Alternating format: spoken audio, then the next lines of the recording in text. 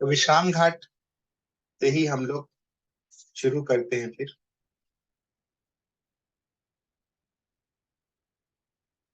और विश्राम घाट की महिमा का वर्णन किया गया है सौर पुराण में। तो सबसे प्रमुख घाट जो है विश्राम घाट है मथुरा का। और चैतन्य महाप्रभु भी जब आए थे मथुरा ब्रजमंडल, तो विश्राम घाट पे उन्होंने विश्राम किया था। तो विश्राम घाट का नाम विश्राम घाट क्यों है, उसका सौर पुराण में बतलाया गया है कारण।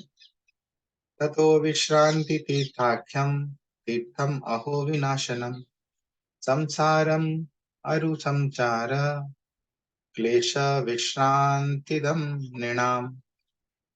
तो ततः विश्रांति तीर्थाख्यम,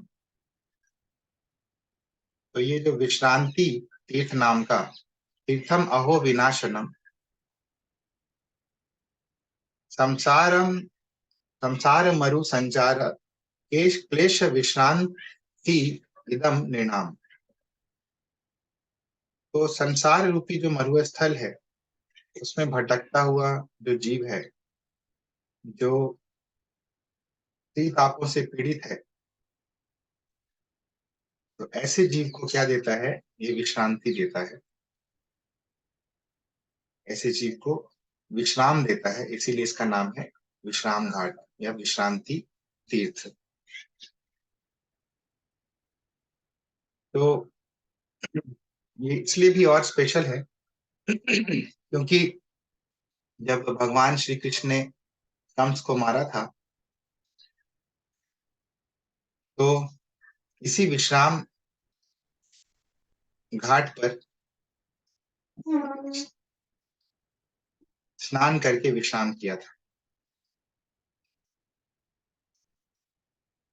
तो ध्रुव घाट है यमुना जी के किनारे मथुरा में। उस ध्रुव घाट पर कंस का उन्होंने अंत्येष्टि संस्कार करवाकर इस विश्राम घाट पर स्नान करके यहाँ पे विश्राम किया था। तो ये भगवान की लीला थी विश्राम करने की, इसीलिए इस जगह का नाम है विश्राम घाट या विश्रांति तीर्थ। तो यहीं पे आके बहुत सारे लोग जब ब्रजमंडल परिक्रमा करते हैं तो यहाँ पे परिक्रमा करने का संकल्प लेते हैं और पुनः फिर आकर यहीं पे परिक्रमा समाप्त करते हैं। और खासकर कार्तिक के महीने में यम द्वितीया के दिन दूर दूर से बहुत सारे लोग आते हैं और यहाँ स्नान करते हैं। तो यम द्वितीया के दिन क्यों करते हैं, क्योंकि यमराज और यमुना देवी ये दोनों जुड़वा भाई बहन हैं। और यमुना जी जैसा हम लोग जानते हैं उनका हृदय बहुत ही कोमल है और जीवों को नाना प्रकार के जो कष्ट होते हैं वो उनसे देखा नहीं जाता है। और इसीलिए उन्होंने अपने जन्मदिन पर अपने भैया यम को निमंत्रण दिया और उनको बहुत सारे व्यंजन पकवान मिठाइयाँ ये सब खिलाकर संतुष्ट किया। और जब उनके भाई भैया यमराज ने उनसे प्रसन्न होकर कुछ मांगने के लिए कहा, तो यमुना जी ने कहा कि भैया जो लोग श्रद्धा पूर्वक आज के दिन यानी यम द्वितीया के दिन इस स्थान पर मुझ में स्नान करेंगे, वे जन्म मृत्यु और नाना प्रकार के त्रितापों से मुक्त, उनको आप ऐसा कर दे। तो यमराज ने ये जो तथास्तु कहा कि ऐसा ही होगा। और ये भी कहा कि कहीं भी यमुना में स्नान करने का महात्म्य बहुत ही ज्यादा है, लेकिन ब्रज मंडल में और विशेषकर विश्राम घाट पर भैया दूज के दिन यानी यम द्वितीया के दिन स्नान करने का विशेष महत्व है। और इसीलिए लाखों भाई बहन यमुना यमुना जी में इसी स्थल पर स्नान करते हैं भाई दूज के दिन। तो ये विश्राम घाट पे ही होता है। तो इस प्रकार यमुना जी के 24 घाट हैं मथुरा में, और मथुरा में यमुना जी कर्व होके बहती है, अर्धचंद्राकार होके बहती है, और बीचों बीच में विश्राम घाट है। और भी बहुत सारे तीर्थ हैं, बहुत सारे घाट हैं यमुना जी के किनारे। तो दक्षिण भाग में 12 घाट हैं, उत्तर में 12 घाट हैं। वैसे करके 24 घाट हैं मथुरा में।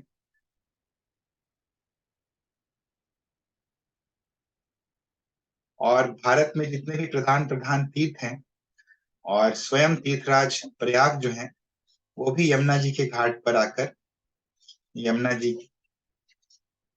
के छत्र छाया में भगवान कृष्ण की आराधना करते हैं।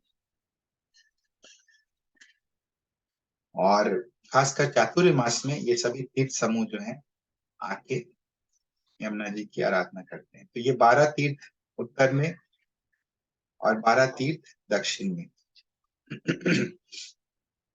तो हम लोग देखते हैं कि करके दक्षिण भाग में जो जो तीर्थ है वो हम लोग देखते हैं क्रमानुसार, और फिर हम लोग उत्तर भाग के तीर्थों को देखेंगे। तो पहला है अविमुक्त तीर्थ।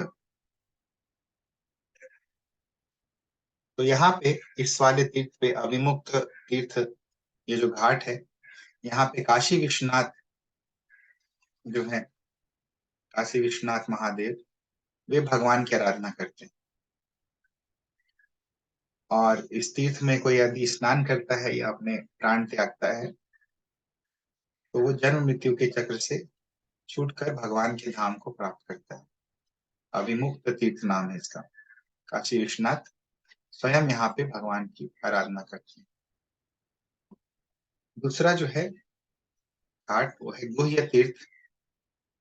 यहाँ भी वही फल प्राप्त होता है, और ये आदि वराह पुराण में इन तीर्थों का वर्णन बहुत अच्छे से किया गया है। तो ये जो अविमुक्त तीर्थ है, इसके विषय में जो पहला घाट है उसके विषय में कहा गया है, अविमुक्तेन नरः स्नातो मुक्तिं प्राप्नोत्य संशयम् तत्राथ मुञ्चते प्राणान् मम लोकं स गच्छति। तो अविमुक्ते है नरः स्नातः। कोई व्यक्ति यदि अविमुक्ते है स्नातः, अविमुक्ति तीर्थ में स्नान करता है, तो असंशयम मुक्तिम प्राप्नोति, निश्चित रूप से मुक्ति प्राप्त कर लेता है। तो डिस्प्ले करता हूँ, एक मिनट।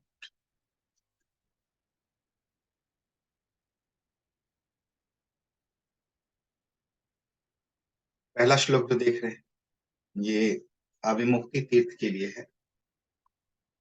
तो असंशयम मुक्तिम प्राप्नोति तत्र अथ मुंचते प्राणान, अथवा वहां पे यदि अपने प्राणान मुंचते, प्राणों को त्यागता है, मम लोकम स गच्छति, मेरे लोक आ जाता है।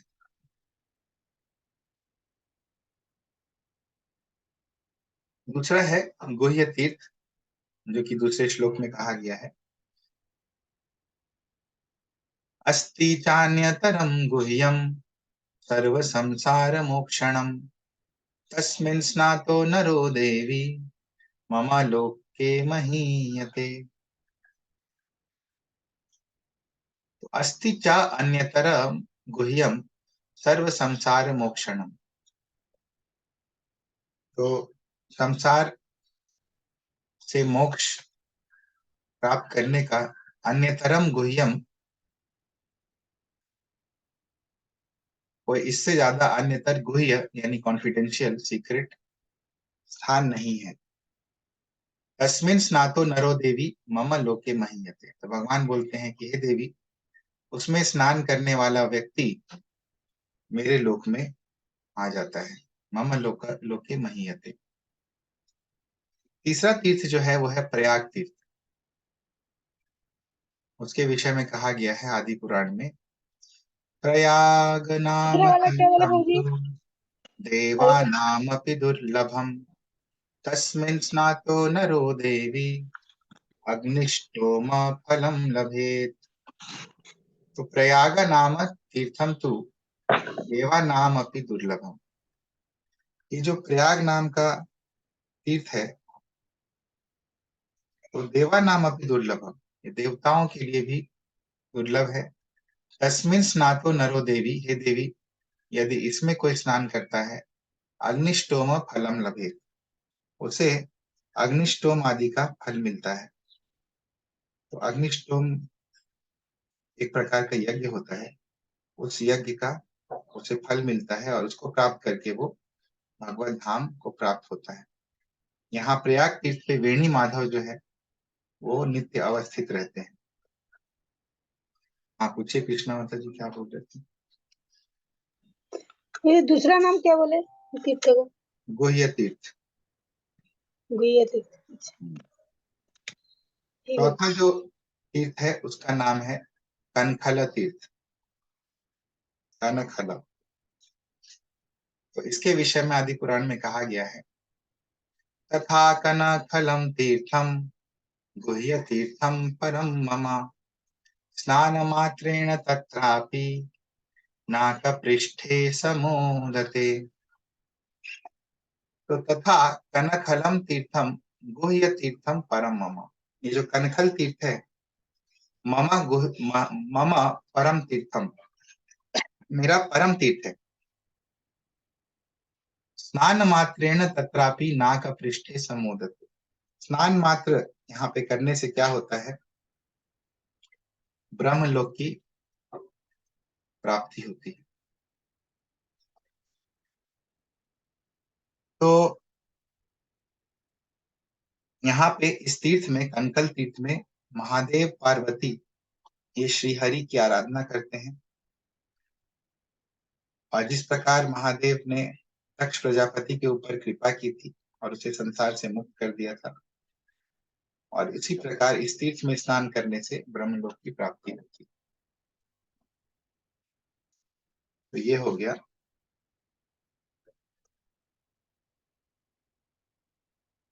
अभी नेक्स्ट जो है तिंदुक, तिंदुक का तीर्थ, इसके बारे में वर्णन आता है आदि वराह पुराण में। अस्ति क्षेत्रम परम गुह्यम तिंदुकम नाम क्रमतः तस्मिन् स्नातो नरो देवी मम लोके महीयते।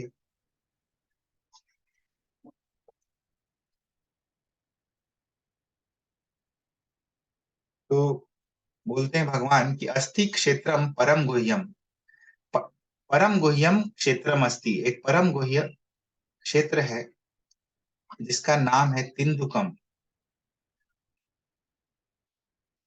तो ये सभी कॉन्फिडेंशियल जगह है, भगवान बताते हैं आदि वराह पुराण, आदि पुराण इत्यादि में। तस्मिन् स्नातो नरो देवी, हे देवी यदि उसमें कोई भी व्यक्ति स्नान करता है मम लोके महीयते, मेरे लोक में वो आ जाता है, मेरे लोक को प्राप्त करता है। और इस तिंदुक तीर्थ के पास में ही एक दंडी घाट है जहाँ चैतन्य महाप्रभु ने स्नान किया था और वहां पे नृत्य और संकीर्तन भी किया था। तो दंडी घाट इसके बगल में ही है।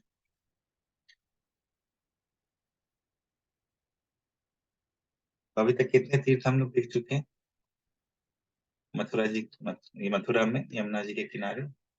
5। 5। हाँ, क्या क्या नाम है?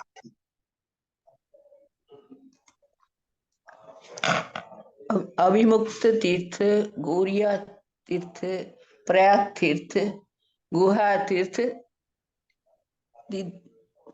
निंदुक तीर्थ, तिंदुक, तिंदुक। तिंदुक तीर्थ। अभी चलते हैं आगे छठा पे, तो सूर्य तीर्थ नाम है। वो जो प्रयाग तीर्थ के बाद कंकन तीर्थ ना, कंकन तीर्थ। हाँ, प्रयाग तीर्थ के बाद कनखल तीर्थ, राइट। उसके बाद तिंदुक तीर्थ। तो ये 5 तीर्थ हम लोग देखें।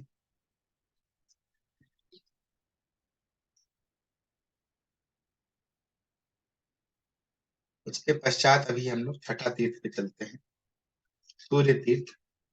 ततः परम सूर्य तीर्थम सर्व पाप विमोचनम विरोचनेन बलिना सूर्यस्त्वाराधितः पुरा।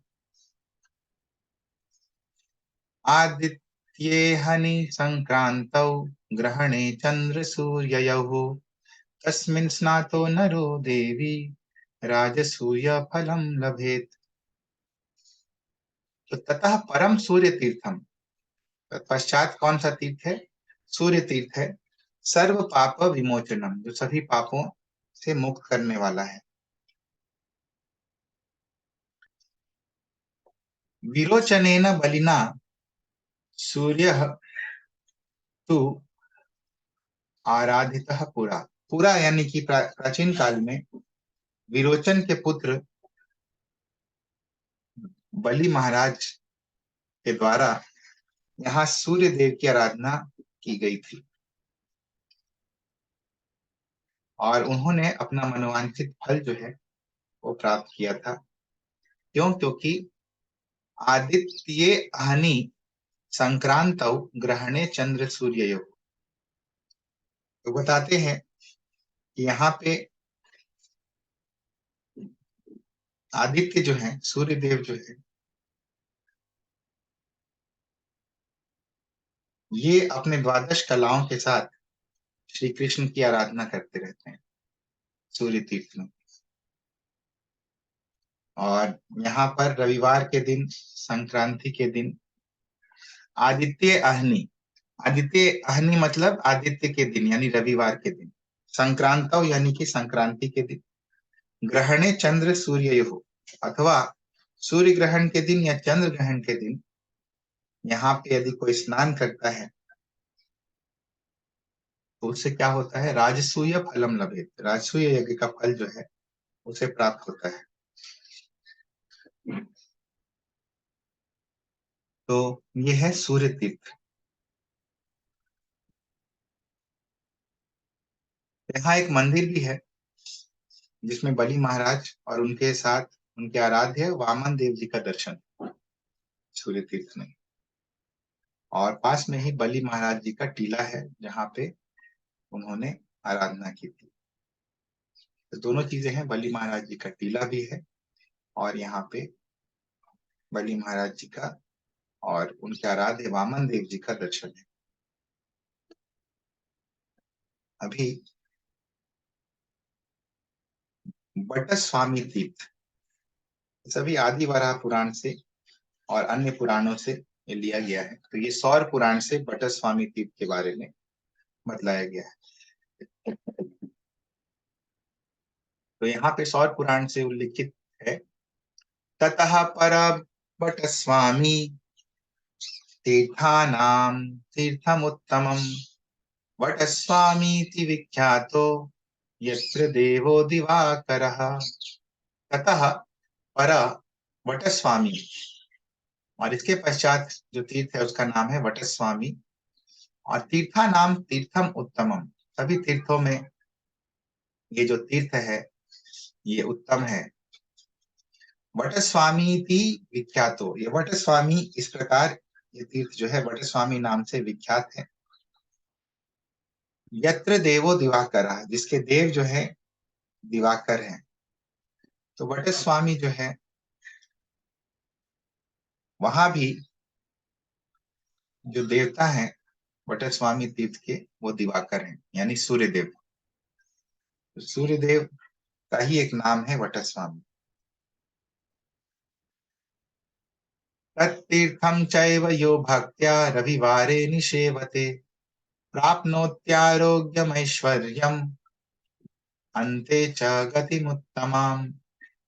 तो तत्तीर्थम चैव यो भक्त्या रविवारे निषेवते, यदि कोई रविवार के दिन भक्त्या भक्ति पूर्वक श्रद्धा पूर्वक तत्तीर्थम निषेवते इस तीर्थ में स्नान करता है, तो क्या होता है, प्राप्नोति आरोग्यम ऐश्वर्यम, वो आरोग्य और ऐश्वर्य प्राप्त करता है, उसे रोग नहीं होते हैं, ऐश्वर्य प्राप्त करता है। अंते च गतिम उत्तमम, और अंत काल में उसकी उत्तम गति होती है, परम गति होती है, परम गति को प्राप्त करता है।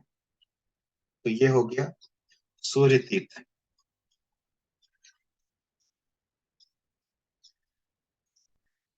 अभी नेक्स्ट जो है 8वां तीर्थ, ये यमुना जी के किस हिस्से में है? ये जितने तीर्थ हम लोग डिस्कस कर रहे हैं, नॉर्थ में। ये दक्षिण भाग, दक्षिण भाग में। दक्षिण में, साउथ दक्षिण में। दक्षिण में।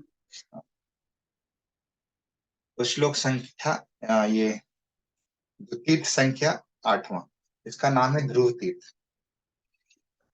यत्र ध्रुवेण संतप्रिमिच्छया परमं तपः तत्रैव स्नानमात्रेण ध्रुवलोके महीयते। ये जो ध्रुव तीर्थ है, यत्र ध्रुवेण संतप्रिमिच्छया,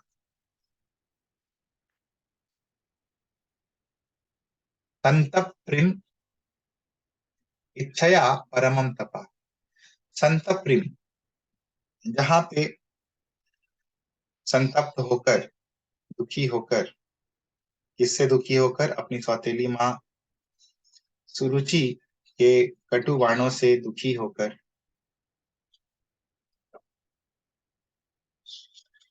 ध्रुव महाराज आए थे मधुवन में, वो तपस्या किए थे, नारद मुनि से मिले थे मधुवन में, यहीं पे मिले थे और इसी घाट पे स्नान किए थे।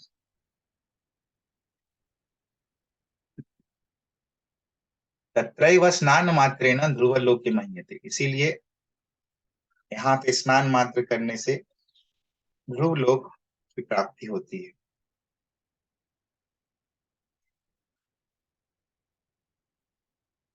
तो ध्रुव लोक में पूजित होता है व्यक्ति।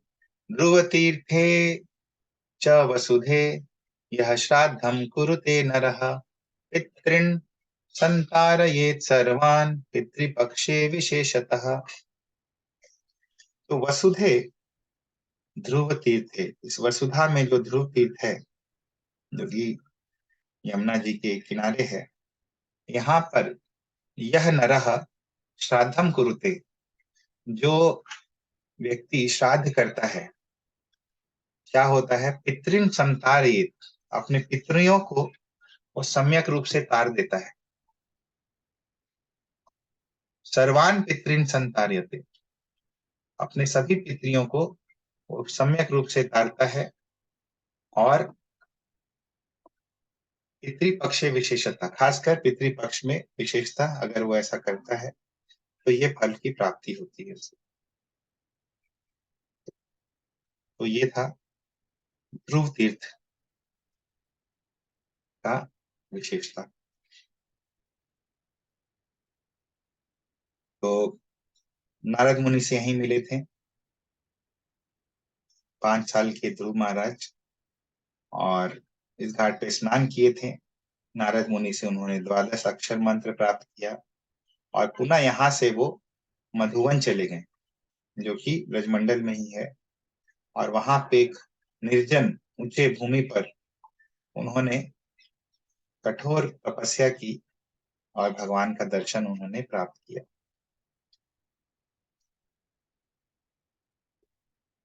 तो यहाँ पे श्राद्ध करने से पितृगण प्रसन्न होते हैं और गया में पिंडदान करने का फल भी इससे यहीं प्राप्त हो जाता है। और यहाँ पे वर्तमान समय में निम्बार्क संप्रदाय के बहुत सारे महात्मा गुरु परंपरा में यहाँ पे रहते आए हैं। और निम्बार्क संप्रदाय का यदि कोई स्थान ब्रजमंडल में बचा हुआ है मुख्य रूप से, तो ये वही स्थान है, ध्रुव तीर्थ। यहाँ पे निम्बार्क संप्रदाय के लोग आपको मिलेंगे। 4 वैष्णव संप्रदायों में निम्बार्क संप्रदाय है। निम्बार्क संप्रदाय के आदि गुरु कौन है? 4 Kumaras. चतुष कुमार। Hmm. और निम्बार्काचार्य इनके प्रमुख गुरु हैं और आदि गुरु हैं चतुष कुमार। फिर आगे चलते हैं हम लोग, तो नवा तीर्थ दक्षिण दिशा वाला ऋषि तीर्थ। तो ऋषि तीर्थ है ये। दक्षिणे ध्रुव तीर्थस्य ऋषि तीर्थम प्रकीर्तितम तत्र स्नातो नरो देवी मम लोक महीयते। ध्रुव तीर्थस्य दक्षिणे, ध्रुव तीर्थ के दक्षिण में ऋषि तीर्थम प्रकीर्तितम, एक ऋषि तीर्थ के नाम से जाना जाने वाला तीर्थ है। तत्र स्नातो नरो देवी, हे देवी यदि वहां कोई मनुष्य स्नान करता है, मम लोक महीयते, मेरे लोक में वो आ जाता है।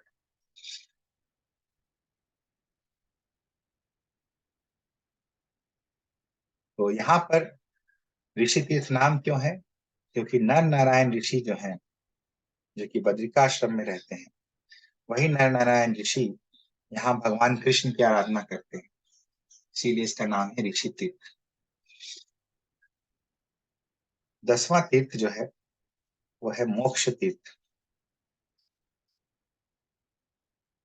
दक्षिणे ऋषि तीर्थस्य मोक्ष तीर्थम वसुंधरे स्नान मात्रेण वसुधे मोक्षम प्राप्नोति मानवः। तो ऋषि तीर्थस्य दक्षिणे, ऋषि तीर्थ के दक्षिण भाग में मोक्ष तीर्थम वसुंधरे, ये वसुंधरे मोक्ष तीर्थ है। तो ये पृथ्वी देवी से बतला रहे हैं सब कुछ। वसुंधरा यानी पृथ्वी देवी, पृथ्वी माता। तो ये जो मोक्ष तीर्थ है, स्नान मात्रेण वसुधे, हे वसुधा, यहाँ स्नान मात्र करने के द्वारा मानवः मोक्षम प्राप्नोति, मनुष्य जो है मोक्ष प्राप्त करते हैं। 11वां तीर्थ जो है तो यहाँ पे एक और चीज बताया जा रहा है, ये जो मोक्ष तीर्थ है, यहाँ पे दक्षिण भारत के जो तीर्थ हैं जैसे मदुरई, कन्याकुमारी, तो ये सारे तीर्थ मथुरापुरी में इसी घाट पर भगवान श्री कृष्ण की आराधना करते हैं। 11वां है कोटि तीर्थ। तत्रैव कोटि तीर्थम तु देवानामपि दुर्लभम तत्र स्नानेन दानेन मम लोके महीयते। तो तत्रैव कोटि तीर्थम तु देवानामपि दुर्लभम, तो यहाँ पर कोटि कोटि तीर्थ हैं जो देवताओं के लिए भी दुर्लभ हैं। कहाँ पर? कोटि तीर्थ में, और इसीलिए इसका नाम है कोटि तीर्थ। तत्र स्नानेन दानेन, यहाँ पे स्नान अथवा दान के द्वारा मम लोके महीयते, मेरे लोक को व्यक्ति प्राप्त करता है। और अभी लास्ट तीर्थ जो है उसका नाम है बोधि तीर्थ।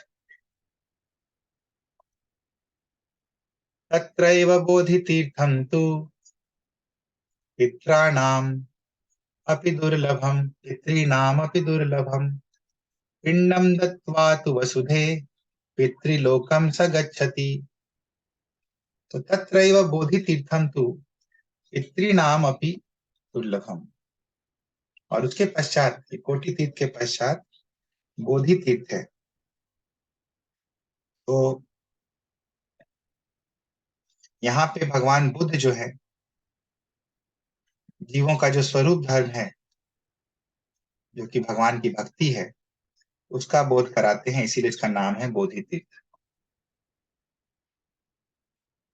पिंडम दत्वा तु वसुधे, यहाँ पे यदि कोई पिंड दान करता है तो पितृलोकम स गच्छति, वह पितृलोक को जाता है।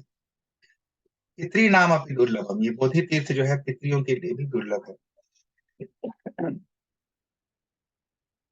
तो कहा जाता है कि रावण जो है उसने यहाँ पे गुप्त रूप से तपस्या की थी,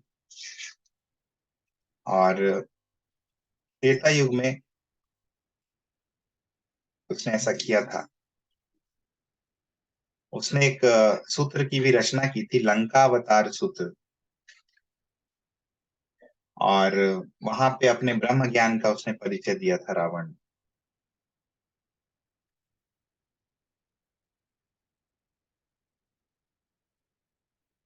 तो रावण जो था वो एक ब्रह्मवादी था, ब्रह्म ज्ञान था उसके पास, लेकिन वो निर्विशेषवादी ब्रह्म ज्ञान था। तो यहाँ पे स्नान करने से पितरियों का सहज उद्धार हो जाता है और स्वयं लोग पितृलोकों का गमन कर सकते हैं। तो दक्षिण में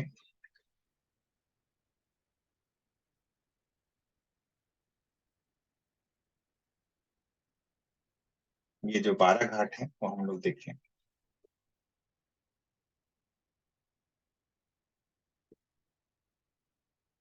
अभी हम लोग चलते हैं, और 12 घाट हैं, टोटल 24 घाट हैं यमुना जी के। तो विश्राम घाट बीचों बीच है, दक्षिण वाले घाट हैं जो हम लोग अभी देखें। उत्तर में जो घाट हैं वो हम लोग देखते हैं। तो सबसे पहला जो है वो है नव तीर्थ। प्रभु जी एक क्वेश्चन है, हम्म, ये मोक्ष तीर्थ में पृथ्वी को कौन बोल रहे हैं? भगवान बोल रहे हैं।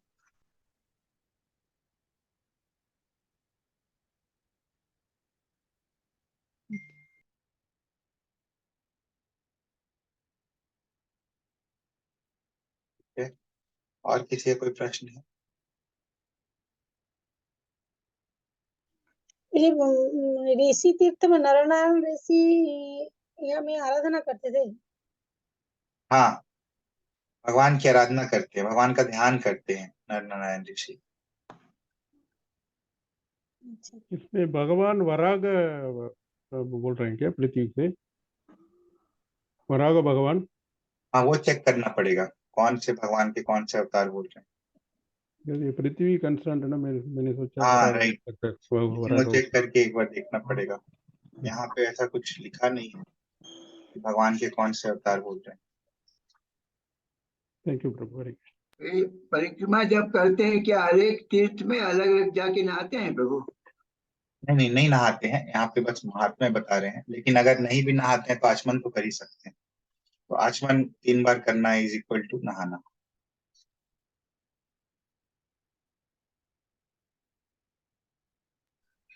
और प्रभु जी बोधि तीर्थ में भगवान बुद्ध जीवों के उद्धार के लिए क्या बोल रहे थे? हाँ, तो बोधि तीर्थ में भगवान बुद्ध जो है उनको जीवों का स्वरूप धर्म जो है उसका बोध कराते हैं। स्वरूप धर्म यानी भगवान की भक्ति, इसका बोध कराते हैं, इसीलिए इसका नाम बोधि तीर्थ है।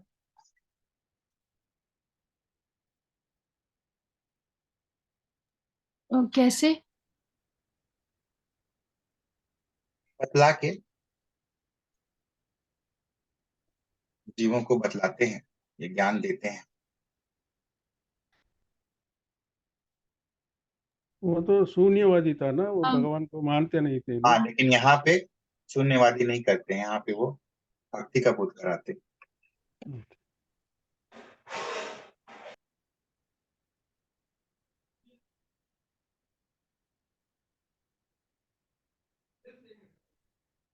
ठीक है, आगे चले हम लोग।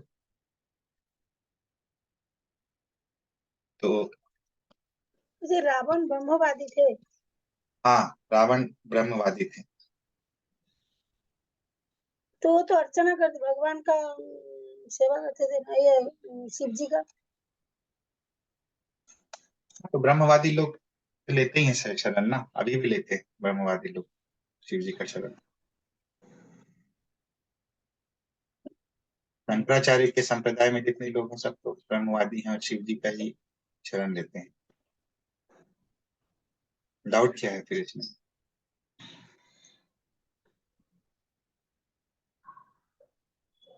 अच्छा। बट निर्विशेष ब्रह्मवाद होता है। निर्विशेष नहीं है। निर्विशेष ब्रह्मवादी लोग तो निर्विशेष का आराधना करते हैं ना। नहीं, वो लोग तो शिव जी का ही करते हैं, शिव जी का ही करते हैं वो। अब देखिए शंकराचार्य के जितने फॉलोअर्स हैं सब निर्विशेष ब्रह्मवादी जो भी हैं, ये शिव जी का ये करते हैं। वो लोग बोलते हैं शिवोहम शिवोहम, कि मैं ही शिव हूँ। ऐसे। अच्छा, हम्म,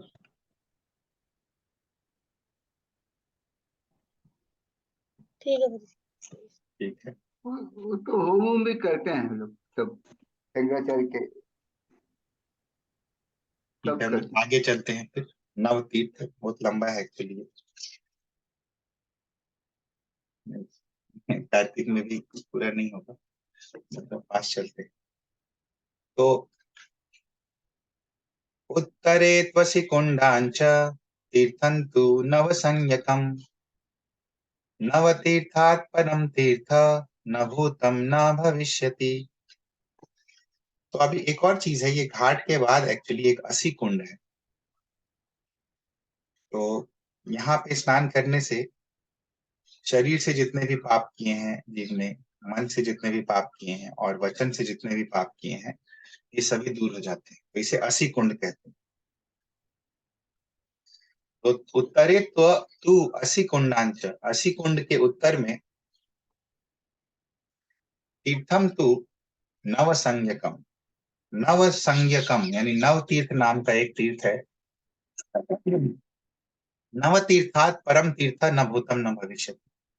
इस नव तीर्थ से कोई बड़ा तीर्थ ना हुआ है ना होगा, न भूतम न भविष्य।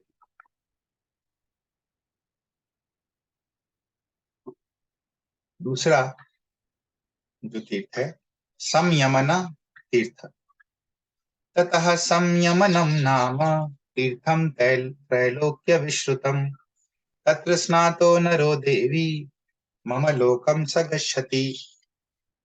ततः संयमनम नाम तीर्थम त्रैलोक्य विश्रुतम, तीनों लोकों में प्रसिद्ध संयमन तीर्थ है। और वर्तमान में इस घाट को लोग स्वामी घाट बोलते हैं। और तत्र स्नातो नरो देवी, ये देवी वहां पे यदि कोई मनुष्य स्नान करता है तो मम लोकम स गच्छति, मेरे लोक वो, स मम लोकम गच्छति, वह मेरे लोक को आ जाता है। तो ये जो संयमन तीर्थ है, कुछ लोग कहते हैं कि वसुदेव जी ने कृष्ण को गोद में लेकर यहीं से यमुना को पार किया था।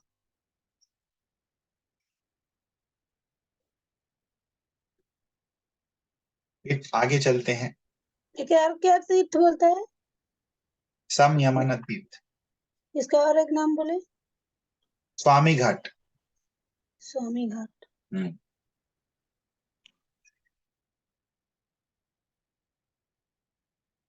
फिर आगे चलते हैं धारा पतन तीर्थ, धारा पतन तीर्थ। धारा संपातने स्नात्वा नाकपृष्ठे समोदते अथात्र मुञ्चते प्राणान् मम लोकम स गच्छति। तो धारा संपातने स्नात्वा, तो ये जो धारा तीर्थ है, धारा पतन तीर्थ, यहाँ पे यदि कोई स्नान करता है तो स्नान करने के पश्चात नाक पृष्ठे समोदते, सभी प्रकार के सुखों को भोगता हुआ वह मनुष्य जो है सहज ही स्वर्ग को प्राप्त कर लेता है। और जब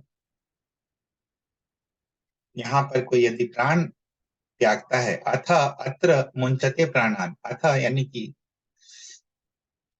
और अत्र प्राणान मुंचते, यहाँ पे प्राणों को यदि कोई त्यागता है तो मम लोकम स गच्छति, स मम लोकम गच्छति, वह मेरे लोक आ जाता है। ये अनेक तीर्थ जो है हम लोग देख रहे हैं कितने पावरफुल हैं सभी, और भगवान बतलाते हैं सभी के बारे में डिटेल में, और ऐसे जाएंगे हम लोग कुछ पता नहीं चलेगा। कितना पोटेंसी है एक एक तीर्थ में। इसीलिए श्रवण जो है बहुत इम्पोर्टेंट है। धाम भी जाते हैं हम लोग तो श्रवण करते हैं, वहां का महात्म्य जानते हैं, तब हमें समझ में आता है और तब हम लोग उस भाव से वहां पे स्नान करते हैं जिससे कि ये फल की प्राप्ति हमें हो।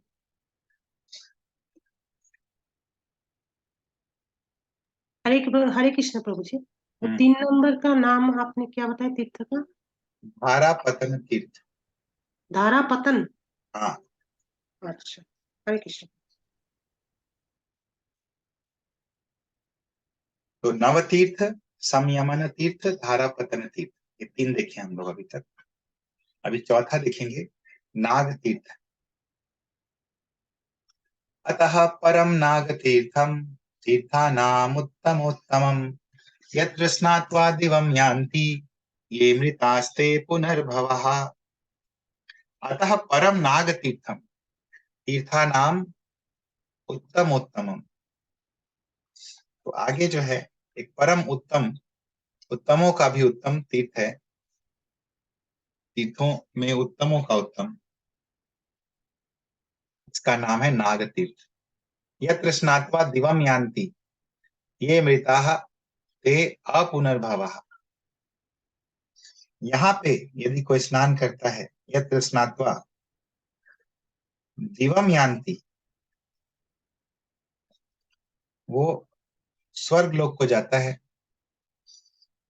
और ये मृताः ते अपुनर्भवा, और यहाँ पे यदि कोई प्राण त्यागता है तो अपुनर्भवा, पुनः जो है इस पृथ्वी में पुनरागमन उसका नहीं होता है। अपुनर्भव, पुनर्भव यानी कि फिर से जन्म मृत्यु के चक्र में आना, और अपुनर्भव यानी कि वो साइकिल जो है रुक जाता है। पांचवा जो है तो भी घंटा। स्वर्गलोक, अगर स्वर्गलोक मिलेगा तो पुनः पुनः तो आना पड़ेगा यहाँ। नहीं, तो यहाँ पे स्नात्वा 2 चीजें हैं। यत्र स्नात्वा दिवम यान्ति, दिवम यानी कि स्वर्ग लोक, यहाँ स्नान करके। ये मृता है, और यहाँ पे कोई प्राण त्यागता है तो अपुनर्भव। ध्यान से सुनिएगा अच्छा, तो प्राण क्लियर हो प्राण जाएगा। त्याग करना। अच्छा अच्छा, ठीक है।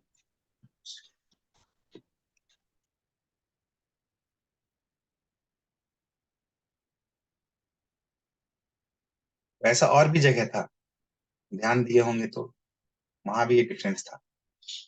स्नान करने का अलग रिजल्ट और प्राण त्यागने का अलग फल।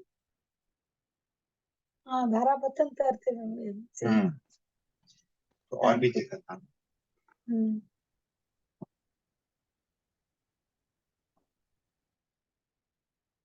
आगे चलेंगे हम लोग। घंटा भरणक तीर्थ। घंटा भरणक तीर्थ,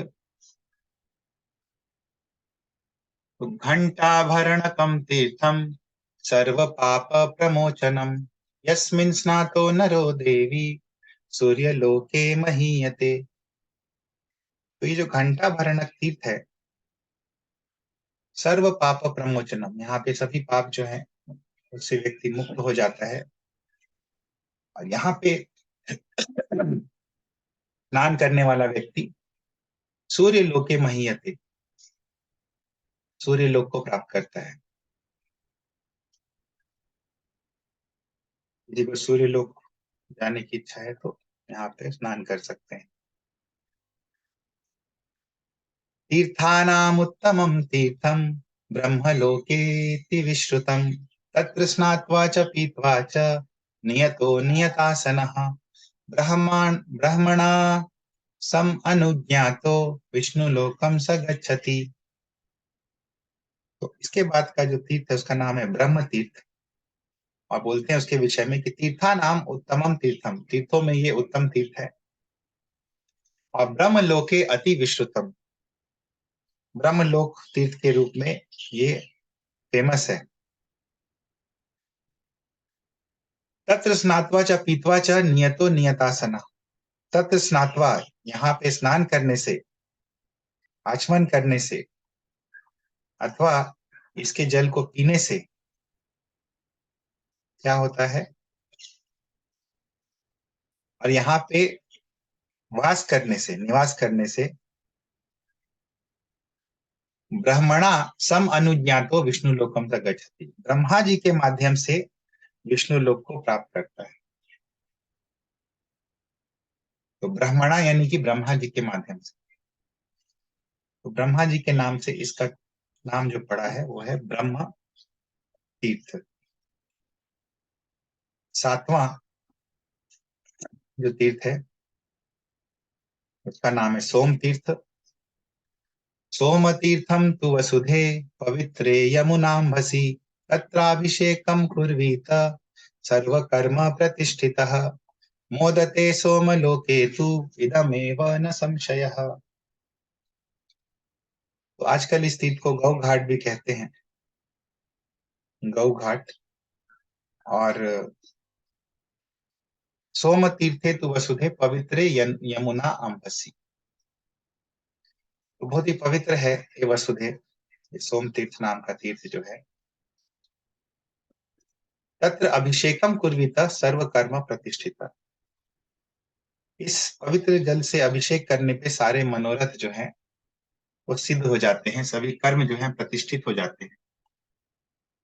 मोदते सोम लोके तु इदमेव न संशय, और व्यक्ति जो है सोमलोक यानी कि चंद्र लोक में जाता है और वहां पे प्रसन्नता पूर्वक रहता है, इसमें कोई संशय नहीं है।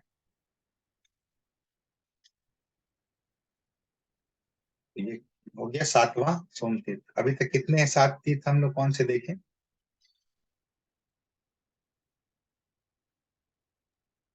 हरे कृष्ण प्रभु जी। नवद्वीप, समय समन समयनम तीर्थ, धारापतन तीर्थ और नाग तीर्थ तीर्थ, घंटा वर्णक तीर्थ, ब्रह्म तीर्थ, सोम तीर्थ।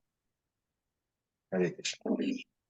तो ये जो तीर्थ हम लोग देखे 7 देखे अभी तक, अभी हम लोग 8वां पे चलेंगे। इसका नाम है सरस्वती पतन तीर्थ। तो ये भी बहुत ही, सभी तीर्थ देखिए सबका महात्म्य इतना अच्छे से कहा गया है, और जो आध्यात्मिक ये होता है उसमें सुपरलेटिव्स होते जाते हैं, उत्तम उत्तम उत्तर से भी उत्तम, ऐसे। तो इसीलिए सभी का महात्म्य हम लोग समझते हुए ये देख रहे हैं। तो अभी सरस्वती पतन तीर्थ। सरस्वत्यांच पतनम सर्व पापहरम शुभम तत्र स्नात्वा नरो देवी अवर्णनोऽपि यतिर्भवेत्। तो सरस्वत्याम च पतनम, सरस्वत्याम च पतनम सर्व पाप हरम शुभम। तो सरस्वती नदी जो है इस स्थान पर यमुना जी से मिलती है, और चूंकि सरस्वती जी का दूसरा नाम कृष्ण गंगा है, इसीलिए इस स्थान को कृष्ण गंगा घाट भी कहते हैं। तो दाहिनी ओर इसके गौ घाट है जो हम लोग देखें, जिसका नाम है सोम तीर्थ। और ये जो सरस्वती पतन तीर्थ है या कृष्ण गंगा घाट है, इसका संबंध कृष्ण द्वैपायन व्यास जी से है। और यहीं पे पास में ही एक द्वीप है, इस द्वीप में पराशर और मत्स्यगंधा जो थी, उनसे व्यास जी का जन्म हुआ था।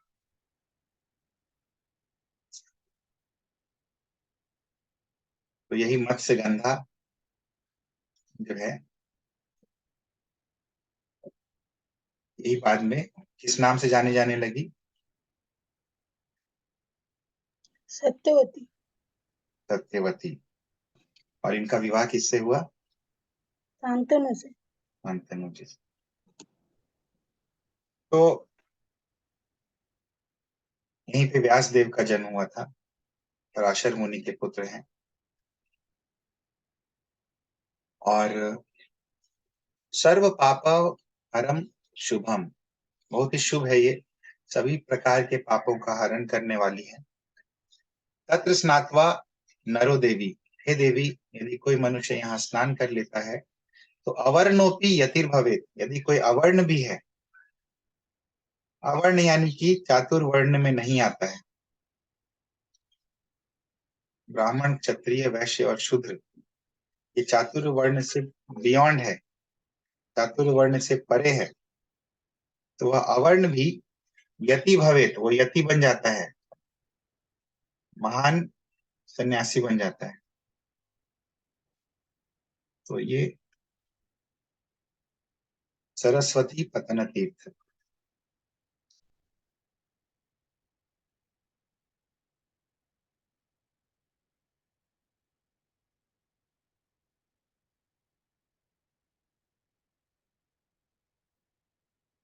और कहा जाता है कि यहीं पे व्यास देव जी को भगवान श्री कृष्ण और कृष्ण की लीलाएं जो हैं, जो ब्रजमंडल में, मथुरा में, द्वारका इत्यादि में हुई थी, यहीं पे उन्होंने दर्शन किया था भगवान की लीलाओं का, और यहीं पर उन्होंने दर्शन करके श्रीमद् भागवत की रचना की थी। तो ब्रज धाम में बिना आराधना किए मधुर भाव में कोई कैसे भगवान की मधुर लीलाओं का दर्शन और वर्णन कर सकता है। तो भगवान की मधुर लीलाओं का दर्शन और वर्णन करना सभी संभव हो सकता है जब ब्रज मंडल में आराधना कोई करता है।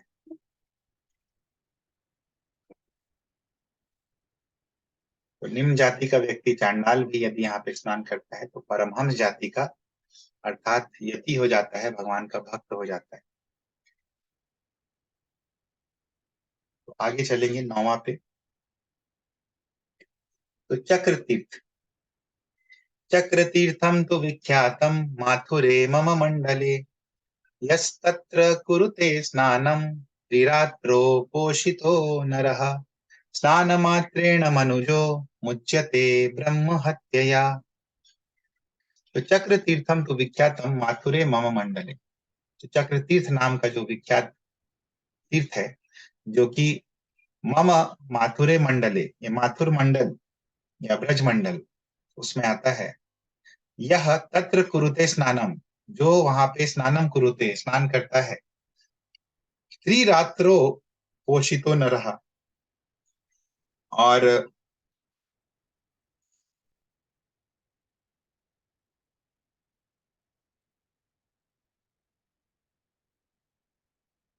त्रिरात्रो पोषितो, 3 रात्रि तक वहां पे ठहरता है, निवास करता है। स्नान मात्रेण मनुजो मुच्यते ब्रह्म हत्यया, केवल स्नान मात्र करने से वो मनुष्य जो है ब्रह्म हत्या के पाप से मुक्त हो जाता है।